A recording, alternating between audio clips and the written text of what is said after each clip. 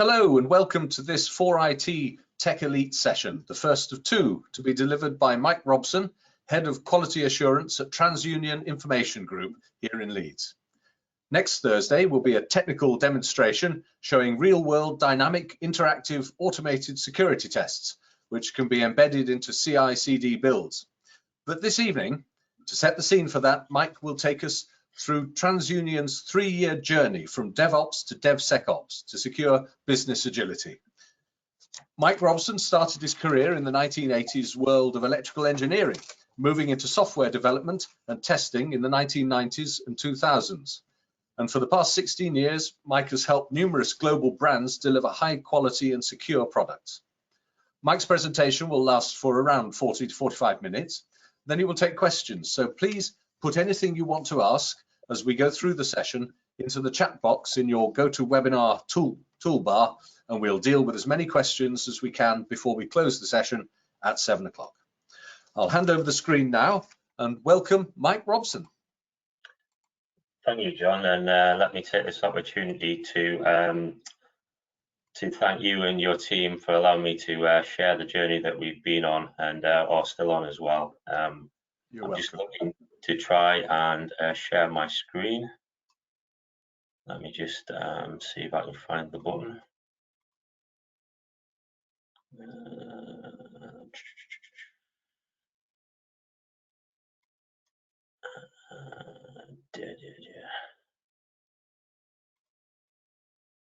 Can you see my screen? Can you hear me, John? Mike, but it's gone again. Have you got the presentation in front of you? Yes, we have. Yeah, it's got DevSecOps on it in a blue TU logo. Is that correct? That's right. Okay, brilliant. I've hit the right button. So welcome everybody, and thank you again, John and your team for allowing us to present tonight in regards to DevSecOps, the journey to secure business agility.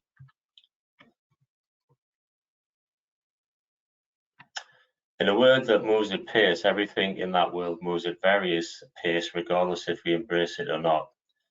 Porter's 5 forces of competition relating to operating markets highlights what an organization should keep an eye on. We have threats to new entrants to our marketplaces, depending on which market we work in. We have supplier bargaining power, we have competition, we have substitution, and we also have customer bargaining power as well. Organizations always have to have an element of being proactive and, when necessary, reactive to market forces in order to keep their market share or increase their market share. Agility in delivery teams, security and sales agility, and the combination as a whole are key factors to being proactive and reactive to pace to the movement in which markets change. From the first inception of an agile approach, the halving of waterfall by using V-model, doing it earlier, the more modern day disciplined, scaled and or simple Scrum agile approaches help us to deliver what we need to do in a rather regimented but rather easy way compared to what we used to do previously in the past. So if you think of examples recently, the vaccine program, how vaccines were created, agility was used to get to that position. In previous vaccines, it would take a long time to get a vaccine rolled out. Sometimes it can take decades, but we've shown through what's happened with COVID that we can actually use agility not just in software development, but also in other disciplines as well. Doing it early or the modern world shift left is a fundamental ingredient of business agility. Moving from an agile DevOps culture to an agile DevSecOps culture has some challenges where it is a welcome ingredient to the overall business agility. Here is the narrative of one said journey. The organization already had cloud, it had data centers, it had virtual servers, it had software-driven networks, and so on. Security requirements are captured through the epics and stories for products and services which teams deliver. In the epics and stories, monitoring is defined to capture information that may help prevent a security incident using a security information event management system, or SIEM as we refer to it. Delivery teams where you're using static application security testing in their CI builds. and vulnerabilities are fixed before releases into test or production environments actually happens. So we're looking at what we can do before we actually get into a test environment, making sure it's secure. Penetration testing is carried out by the organization's trusted third party who do a good job and assist in the overall delivery. All the evidence is captured, signed off by senior management, so we have controls around auditors and also regulations, for example, ISO 27001, SOX, PCI DSS, and the organization is passing through the requirements of security checks as regarding what is necessary to pass these actual audits. Well, the question comes, but hold on, is there not a glaring gap in the delivery mechanism? Are we not making this a little bit hard for ourselves? Because we're running an agile process, we're getting to the point where we need pen testing done, but then we have a little bit of lag and a little bit delay to get that actually done and get it completed. So the gap, the point at which the static application security testing skips straight through to pen testing, where vulnerabilities like bugs can exist in production environments, tends to happen when we're doing DevOps. When we move to the rallying shout of DevSecOps, we have a solution to solve the problem.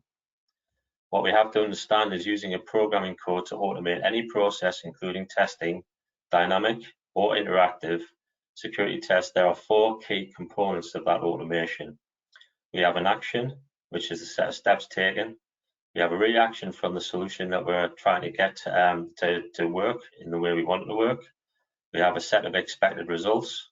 And then what we complete is a comparison of the reaction to the expected results to give a report of the outcome when we do this. Like DevOps, we want to automate as much of the dynamic application security testing stroke interactive application security testing as possible when we go to DevSecOps itself. We also need to fit the additional security objectives into using some delivery teams without affecting delivery schedules. So we're going to have to train people, we're going to have to upskill people. And we've been through that for a long period of time, and we're still doing it today. And we're still going around and reinventing and also continuously improving doing that. So what can we do? There seems to be a major effort of upskilling and cost involved. So at this point, it relies on the leadership of teams, it relies on the leadership of management, and all of that coming together as stakeholders to get that buy-in.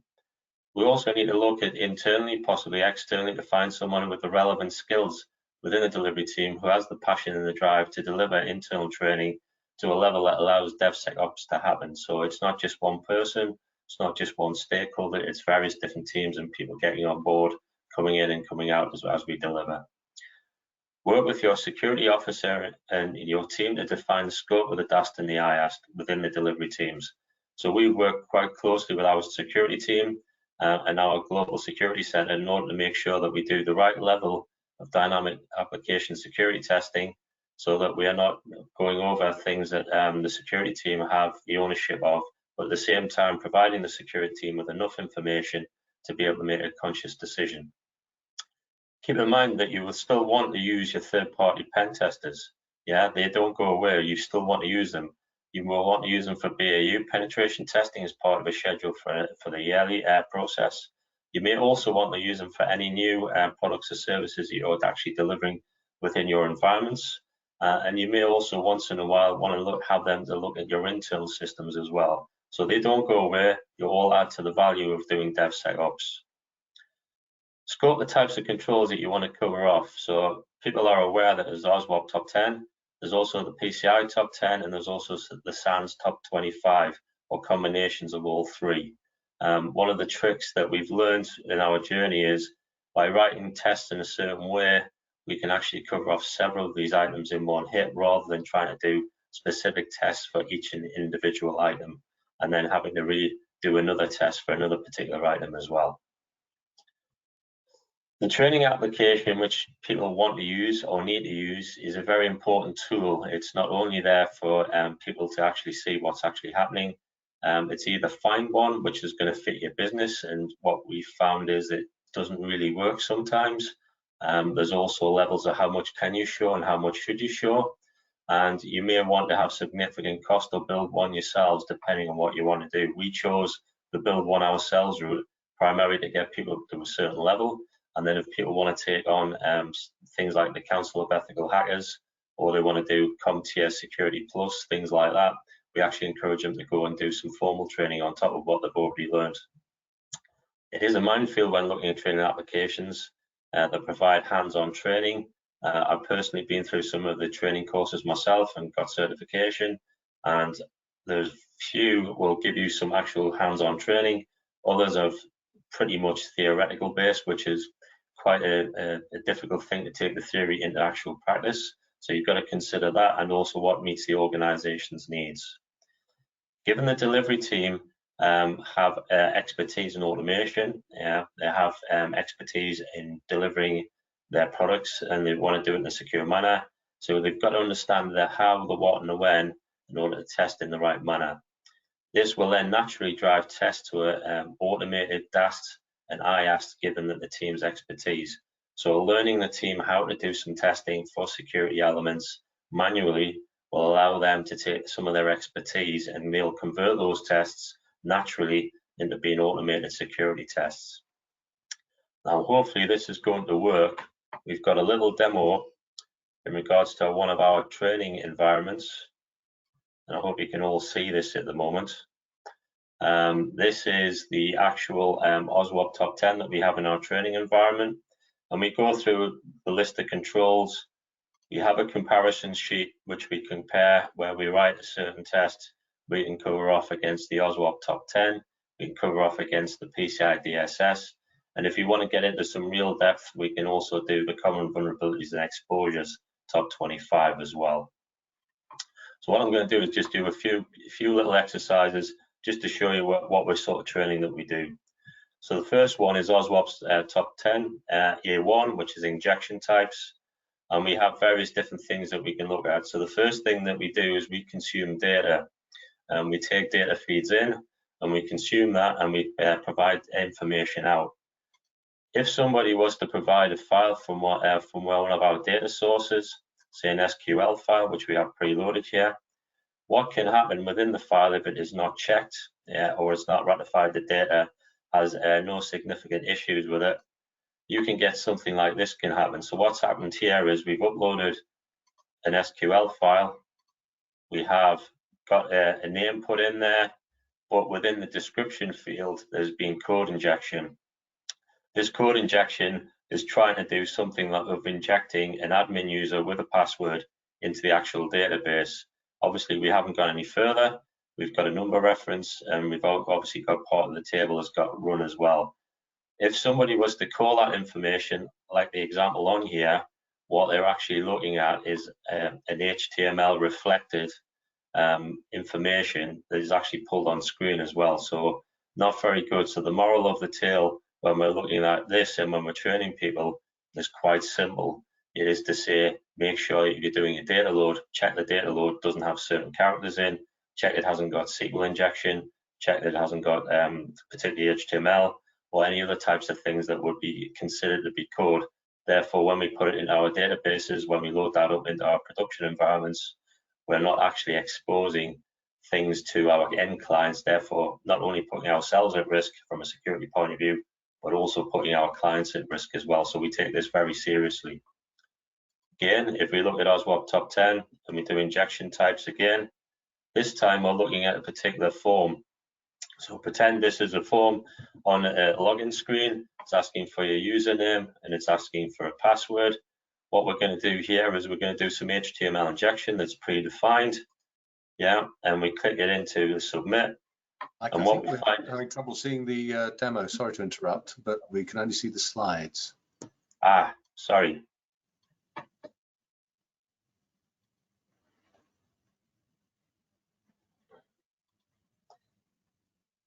Apologies for this.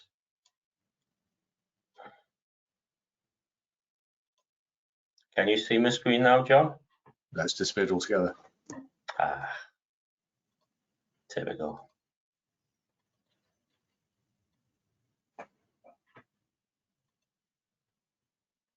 Can you see my screen now?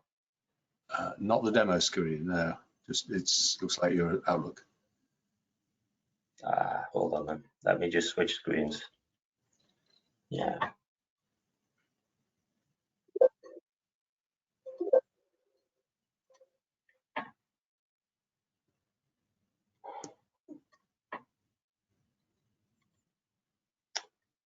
Can you see me on camera, or can you just see a screen with Notepad on it? We can see you and your desktop. Okay. Can you see the demo app here again? Not at the moment, no.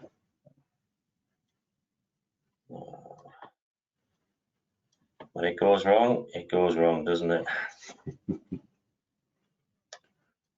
Let's just try one more time.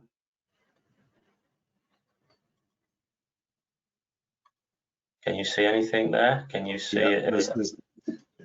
Yes, I think that's the demo. That's looking likely. Okay. Yeah. Apologies everybody for this. It looks like my two screens don't work. You're probably going to see me looking to the actual left and my camera moving by itself at the minute. I'm hoping you can still see me. Yeah, we still see you. There you go. Hopefully I can redeem myself. So thanks, Mike. I will go through this particular demo again.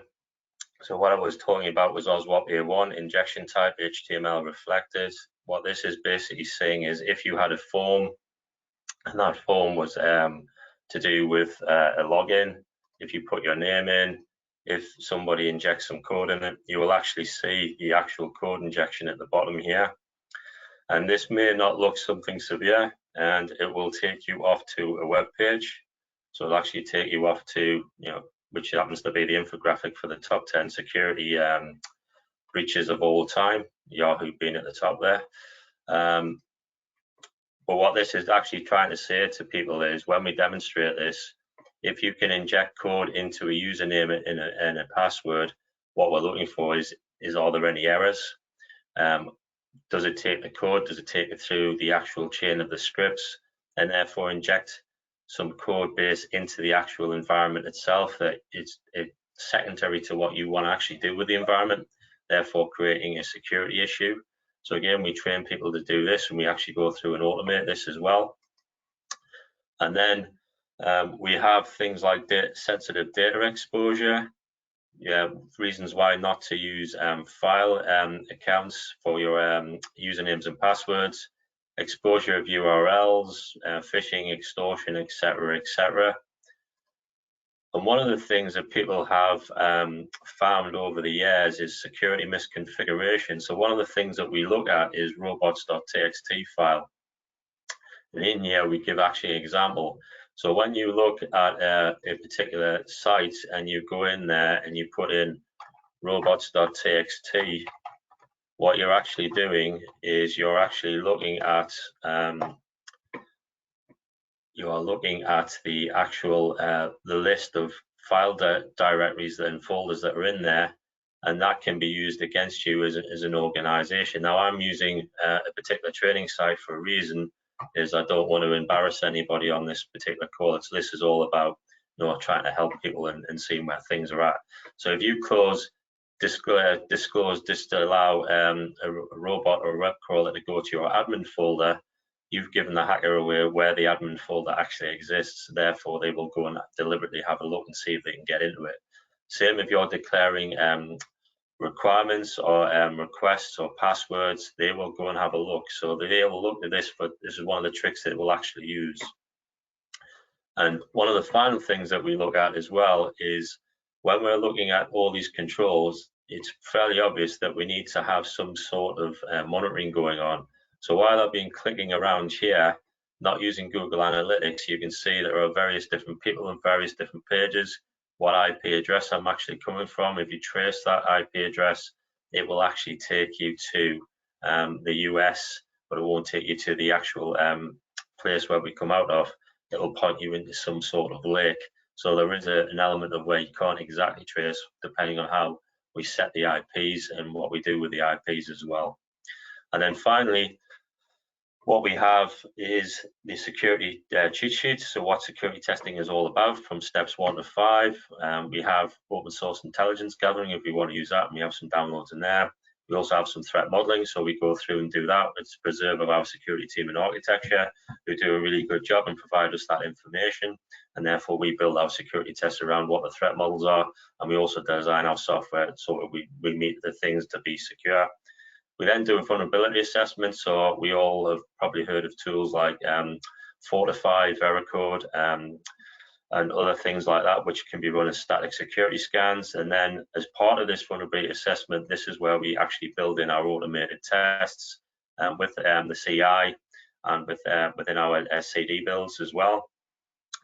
We leave this point number 4 as the preserve of our security team, and the reason for that is obviously we want them to be part of the process, and they are, and they take care of the penetration testing for us.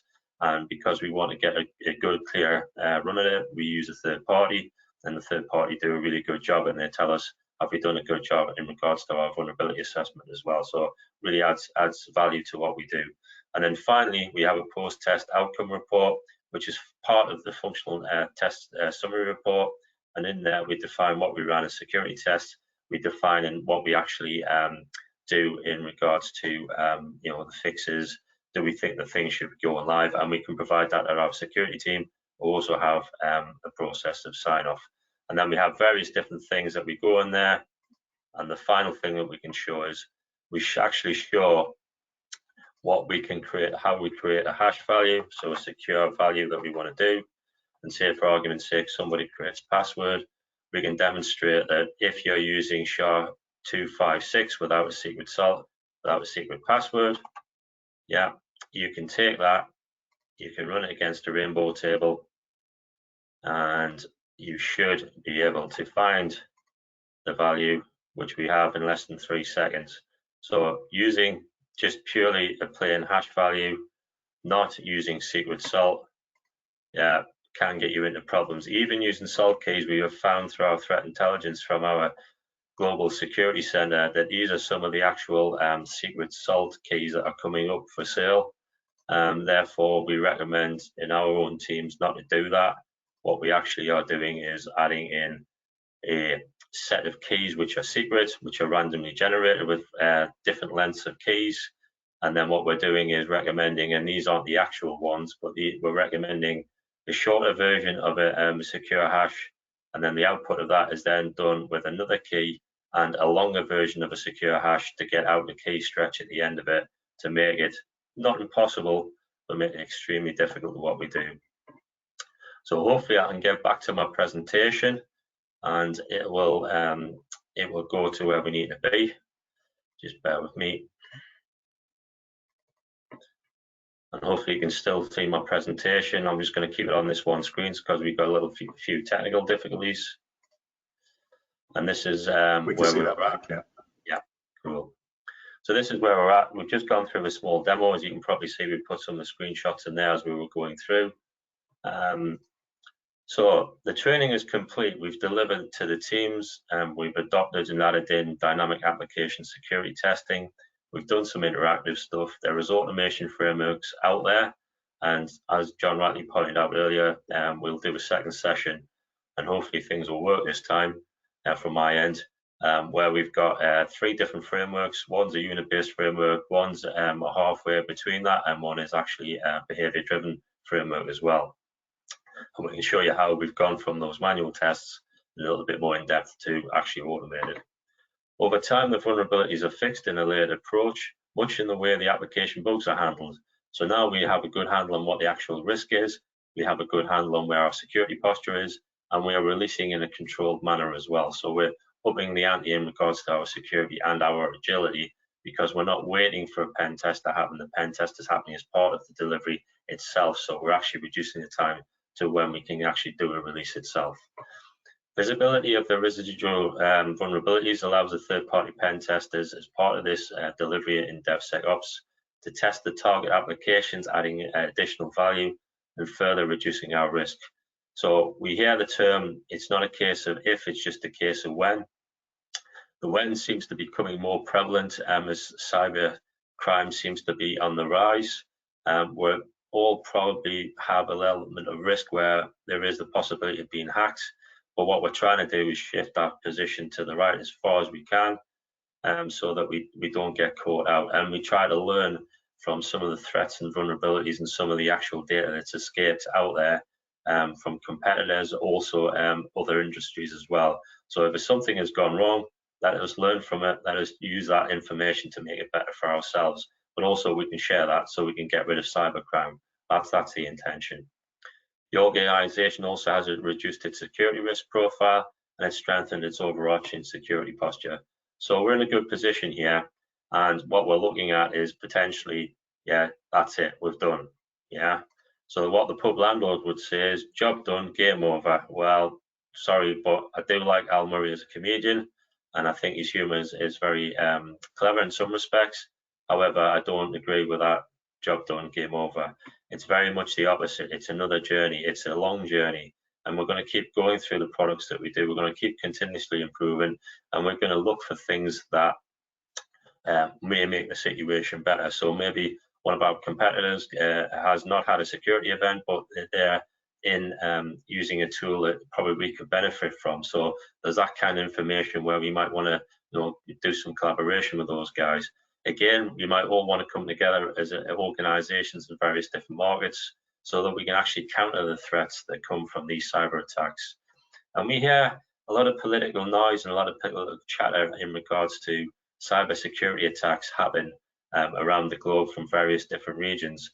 Well, what I actually have here is, you've probably seen, this is a dummy site which we have, but we also have a real site that's actually in a search engine, and it's portraying to be a cyber assurance. Yeah, it's portraying to be the real deal.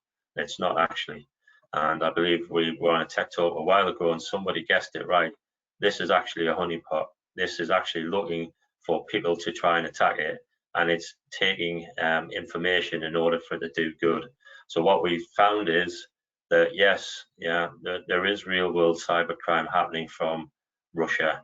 And this particular one that we're looking at, it's a block of flats in St. Petersburg. And I don't know exactly which flat it is, but it's there. We've also had somebody from the student block, which I'm pointing at the minute, from the University of Kiev, Technology University. And we've also had interactions from the States, we've had interactions from India. And what tends to happen is they're looking to put emails in there, they're not doing anything sophisticated, but they're giving hyperlinks. And in those hyperlinks is malware. And that malware, I haven't gone as far as investigating what actually is going to try and do, but it is giving indications.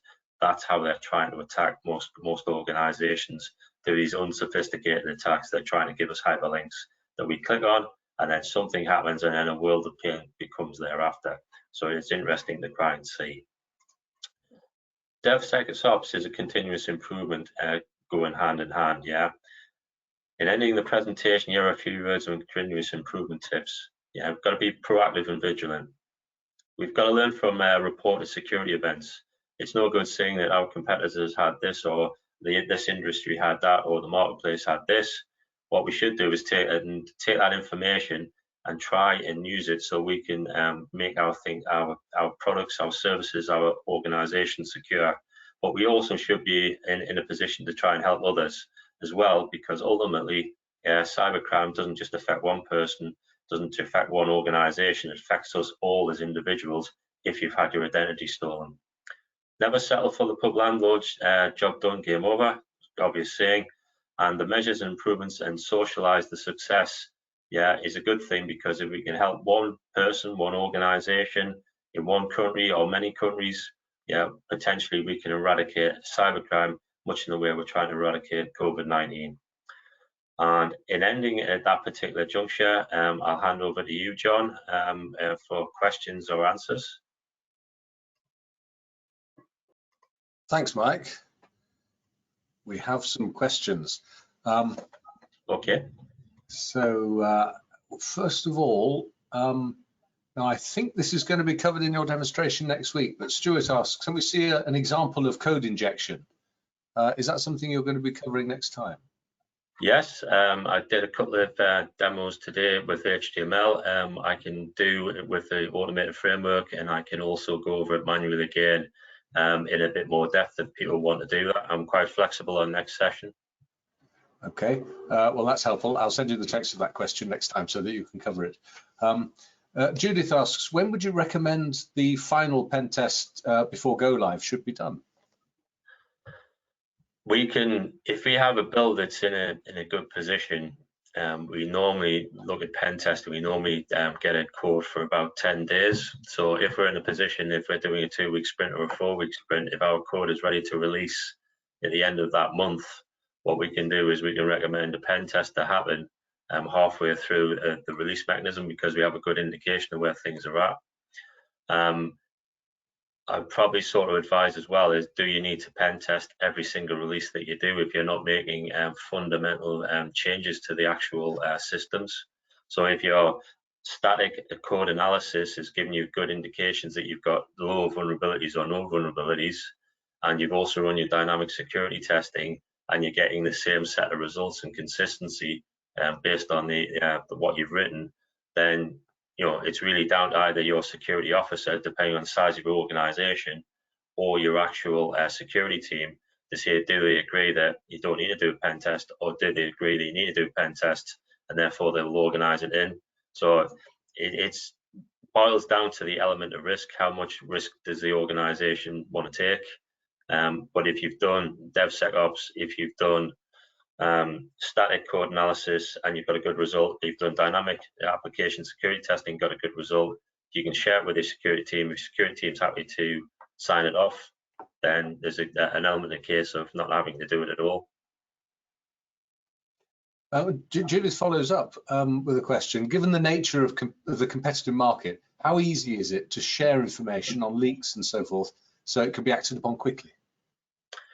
Common vulnerability exposures, the database, MITRE or NIST give a detailed list of what the actual exposures are. So if you go to CVE, and again I can do this next week as part of the demonstration, if you go to NIST and if you type in as part of the application, if you type in a search for say Windows or Linux or Mac OS, you'll find a whole list of security vulnerabilities.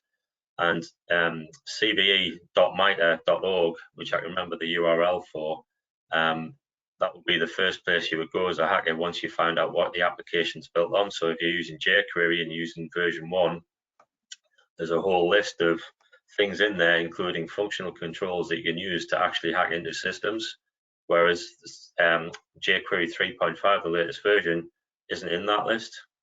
So that would be the first point. The other one as well, unfortunately, there are lists of shame on the internet. So if you Google top 10, vulnerability attacks and organizations that have been attacked over the last 10 years, unfortunately, it is not a good thing to do, but it is actually published what actually happened in the US. It has, you're probably aware that it's probably gone to Congress as well, and it's mentioned in there. Then it gets publicized, so it's not a good thing to be hacked. And the motivation, as we said when we talked earlier, the motivation is we can help one person, we can help one organization, we can defeat cybercrime. We're also helping ourselves because we're in a database. Everybody is. So if we can do that, hopefully we can defeat the bad guys. Now, when we invited questions in the original invitation to this event, we also invited challenges, and I think here's one. Is DevSecOps nothing but introducing security testing alongside functional testing within the sprints? How will the process be different from DevOps and DevSecOps? The questioner asks, we do pen tests anyway for a big program using third-party certified. Why adopt DevSecOps and use up time and budget? Is it going to add any value doing security testing on small modules without having the whole system or solution built? Mike, what do you think of that? So if you think of one type of attack type which can be built in as a security test, and you use data-driven testing as part of your automation framework, that data that you put into your system on a functional side of things, can also be manipulated to actually run it as a security test. So in the past times before BDD was a big thing, data-driven was the thing to have in an automation framework. So you're running in a boundary value analysis, and what you're trying to do is find what the system would do when you hit the boundary. And the idea was, if it generates an error, does it gracefully handle it? Think along the lines of that when you're trying to do a memory leak or trying to find an error message that's actually verbose and giving away information as part of a security test. All you're doing is just modifying the functional test in a way that's actually doing the security at the same time. Therefore, I would probably challenge back in a positive way that you're not actually wasting your time, you're actually helping yourselves, because when you're getting to the pen testers, and they're finding those issues, somebody has to sign that off and say, do we accept the risk that the pen testers have found, or we have to remediate? So you're going to have to do the work anyway. So when you're trying to release and you're trying to release quickly, you're going to find that your pen testing is going to slow you down. Then you've got to remediate it, so that's going to slow you down again. And then your release hasn't gone in a month, it's maybe gone in 2 months. Somebody's already brought a new product to market, you've missed your opportunity, and now you're having to react to the marketplace. So it's right to say bring the SEC team, which is the pen testing or the skilled expertise within your organization, into the fold at the earliest opportunity. But the idea of that is to get to the point of where you can actually release quicker and actually be proactive in the marketplace, driving the market, rather than being reactive and having to react to somebody else driving the market. Good point made by Judith in response. Also, aren't you finding bugs earlier and fixing them earlier and running the same tests for different purposes? Absolutely. If an organization can say of itself, we are fully DevSecOps, where else can you go? What else can you do? It's getting into a continuous improvement ethos. So if you look at organizations in the past, and I think if you're of an age of where I'm at, if you looked at British Leyland, and it's a classic example of a British car company in an era when things weren't quite as good as what they are today, and they had an ethos of that'll do. Once you've got the position, it's in a that'll do. It works. It does what it says on the tin, and do no more than that. That example is, where is British Leyland today? BMW bought them. BMW had them as Rover, and then they offloaded the whole thing, and then Rover has disappeared completely off the face of the planet. It is the same in life. If you settle for that'll do, that's okay. That's perfectly acceptable.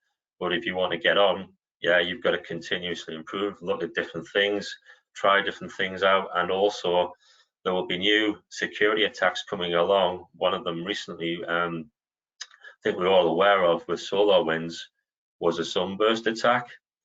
Somebody managed to break into a hack into SolarWinds organization. They managed to deploy some malware. That malware was deployed as looked like updates, security updates and patches for SolarWinds on their client basis, and then it spread and infested across the whole globe. Think about in that context, if SolarWinds, whatever the reasons happened there, if SolarWinds were doing continuous improvement, maybe that might not have happened, because they were thinking about what's the next thing coming along, what's the threat intelligence, what should we react on, how should we be proactive. So I think security, and this is just my personal opinion, is all about continuous improvement and being proactive, making sure that you keep looking for things, keep trying things out, and keep trying to defend from stuff as well. But the best thing, the tool I've found from all the research that I've done, is that open source intelligence community.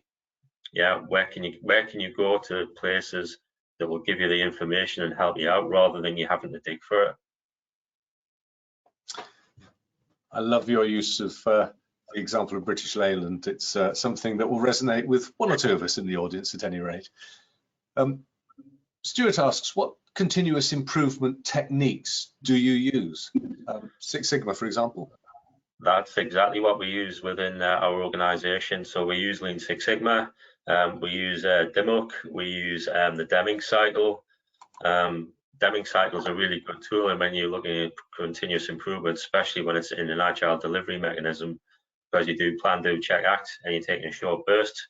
We look at taking a number of improvements, so we don't go for the stars and the moon. So if there was 100 improvements identified, we'll look along the list, we'll look at which ones are going to give us the most bang for buck, we'll look at how we can do that over the course of the year, and we'll keep driving where we get to.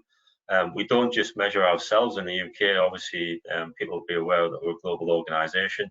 We actually measure ourselves against all our regions, and we also measure ourselves against other organisations as well, because ultimately we want to see if there's anything we can learn off them, because some of our competitors do some really good stuff.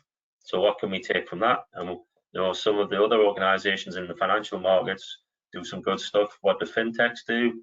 Can we take some of that information? Can we push that into our continuous improvement plans, etc., etc.? So there's always things to learn. There are always things to improve on, and we don't settle for, that'll do, which is a good thing to be doing. We've got a question from Darren, who asks, how does DevSecOps make security get involved at an earlier stage than waterfall and other methodologies? I think what we found is go and have that conversation with your security team or your security officer. It depends on what the size of organization. We talk in TU terms. We have a global security center, which very much looks like something that you see on the movies and in the film. It's quite impressive when you're there. But what we found was go and talk to your security team, get them to collaborate with you. Don't see them as the end product of what you've done and drop it in at the last minute. So if you work in a waterfall kind of method, everybody's siloed and you go through the silos to get to that pen test point. Whereas if you're working in an agile way and you have the teams coming in and going out, collaboration might not mean you get a permanent security person in your team, but you actually have someone to go and talk to. Yeah, I'm going to do this and I'm going to do that. Yeah, when you're coming out of the delivery team and you have the word with the security guy and you say, oh, we want to do this and we want to go this way. And they'll go, well, yeah, that's great. And have you thought about this bit? Yeah. No, we haven't. We'll put that into the team. And then we start doing that. And what if we give you the report and what if we give you the information? Oh, that's fantastic. From a security point of view, I can actually check and see what you're doing. And it builds our team ethos up. So we try to build it as it's not a them and us. It's definitely everybody as one team. And we're helping security. Security is helping us. And we're also helping the third-party pen testers as well, because we want them to find stuff. We want them to report on what they're actually doing. But what we also want to do is be able to sort of say, can you focus on certain specifics? Yeah, and are you comfortable with what we've done? So then we also know that we're doing the right things as well. So it's all part of the team ethos and the team effort. Yes. New question. Which tools and applications do you use for incremental security testing and then the pen test? The pen test I can't comment on because the third party use their tools, yeah, and I might give something away I don't want to. But from an internal security testing, yeah, we use Fortify, we've used Veracode, we use the Synopsys tool as well, which I can't remember off the top of my head. But our automated security tests are actually written in SpecFlow, BHAT, and JBehave. We also have capability to write it in JUnit, also XUnit and NUnit. If we want to do a denial of service attack, the best tool out there, if you can get BlazeMeter to work with your organization, is JMeter.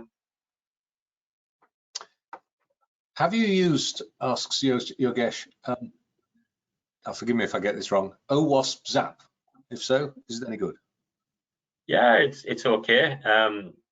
What we found is if you set up a certain set of metadata in your web applications, you can actually stop Zap from actually trolling through your actual website and testing it.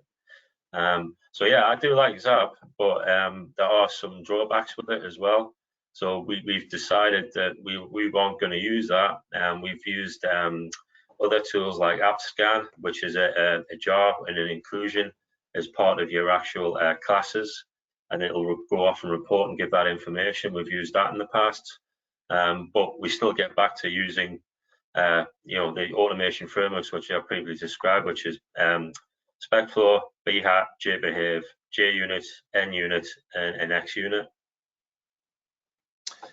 Here's a different question. Are all the hacking events political noise? All the hacking events political noise? I don't know, to be fair. The first, political noise is you're getting hacked from Russia most of the time. Yeah, not really quite sure on that. So did a bit of investigation, did a honeypot exercise. Sure enough, there are hacking events coming from that. I think that it's good to go to some of these events that people do. I think it's great to go to some of these communities that are out there that actually say how security goes and what security does. It's great to turn up to some event like this just to listen to somebody and listen to some of the things that they say, purely from the point of view they may confirm what you already know, or they may give you one or two ideas that you might want to take on and go to somewhere else. So I found one, it was 4it, and it was pre-Christmas, and it was, I can't remember the gentleman's name from NCC, and he went through a lot of things, and there was quite a few things I was aware of. And then there was one or two items which I thought, yeah, that's a good idea. Possibly that's what we want to do. So I think they're worth going. If nothing else, go with an open mind, and you can always decide later on whether it's political noise or were you actually getting something of value from that particular conversation. And Abiola asks, where can we sign up to these kind of events? Apart obviously from with us. Yes, you've got to go to 4it first, I'm afraid. Thank you. But yeah, the events are out there. So if you look at certain places, there's one global event which I attended, the Lithuanian this week on a tech talk. It's called Legal Hackers. They have global chapters. They're quite good. There are a few others that happen in the UK and around Europe as well. And because of COVID, there's actually some positivity from it. It's quite easy to go to a virtual conference if you're working from home. You can easily pick up. But yeah, they're on the internet. I probably could share a list if I can get some time, if somebody wants a list of where they can attend and what they can actually see. Anything that you can put together, Mike, we can certainly share when we send out the recording for the benefit of everybody who's signed up to this event. And Abiola says, yes, please, that would be very helpful. Last question. Do we have to engage TransUnion for the program to do the doing, i.e. security testing, or could you provide training and not be deployed in the program? So the training site that I've shown you, yeah, I have permission to do training outside of TransUnion, so you wouldn't have to come and talk the commercials with TransUnion.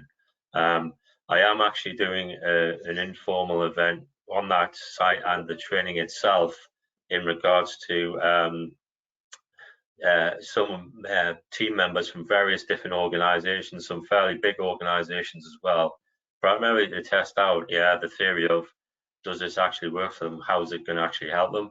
I'm also looking at organizations in the Baltics as well who have come to me and sort of indirectly, to get them to a certain stage where they then can talk to their security testers or pen testers, depending on what they want to call them, also to encourage them to maybe go and do some formal accreditation. So getting them from nowhere to a certain level of skill to then take it on to a next level.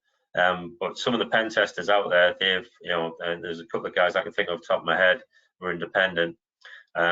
They've gone through a lot of training. They've done a lot of exercises. Yeah, they've put a lot of effort in over the years. That's why they are as good as they are. Yeah, so it's only, you only get what you put into it. But if somebody's interested, by all means, contact me direct, and I can talk to them and then see where they want to go with it. Fantastic, thanks, Mike. And that is all the questions that we have. So thank you very much indeed. You've narrated a fascinating journey and set the scene for the technical demonstration this time next week. I shan't pretend to understand it, but I'll certainly present it. We'll share the recording of this session in the next day or two. And if you are registered for next week's session, but can't make it, don't worry, we'll share that recording afterwards as well. When you close this session, and again in an hour's time, you'll receive an invitation to complete a very quick survey to tell us how you found it today and how we can make it better. We'd really value your input to that. But in the meantime, I hope you've enjoyed this session. Thank you for being here. Thank you to TransUnion and to Mike Robson, and goodbye.